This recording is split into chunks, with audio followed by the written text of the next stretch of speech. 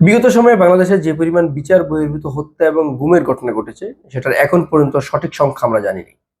তবে সরকারের পক্ষ থেকে বলা হয়েছে সারা বাংলাদেশে টর্সাল সেল নামক যে শব্দটির সাথে আমরা পরিচিত, এটি সারা বাংলাদেশ 7 থেকে 800 রয়েছে। 7 থেকে 800 সংখ্যা রয়েছে এই টর্চার সেলে, সেখানে মানুষকে নিয়ে গুম করা হতো, হত্যা করা হতো। আমরা জানি না এই যে গুম হত্যা এগুলোর বিচার কিভাবে করবে সরকার। সরকার আমাদেরকে আশ্বাস দিচ্ছেন দেশে বিচার বহির্ভূত যেগুলো ঘটনা ঘটেছে সেগুলোর প্রত্যেকটা তারা বিচার করবে। এটা নিয়ে গুম কমিশন কাজ করছেন, তাদের তদন্ত রিপোর্ট তারা জমা দিবেন, সেটার অপেক্ষায় আমরা আছি। আমরা বলতে চাই যে দেশে যে পরিমাণ মানুষ এখনো গুম অবস্থায় আছেন তাদের সন্ধান মেলেনি বা তারা আদৌ বেঁচে আছেন কিনা সে সম্পর্কিত কোনো তথ্য তাদের পরিবার পরিজনের কাছে নাই।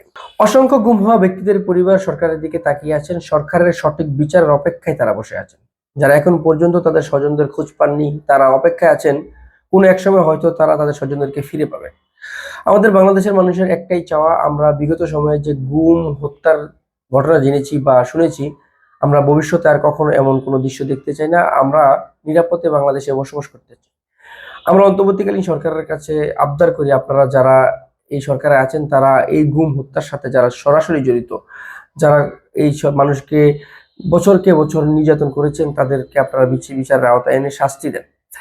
তাদের দ্বারা যদি তারা মুক্তি পায়, তারা যদি এই বিচারের বাহিরে চলে যায়, পরবর্তীতে তারা এসব ঘটনা ঘটাতে আর তাদের দ্বিধাদ্বন্দ্ব থাকবে না, তারা কোনো প্রকার ভয় পাবে না।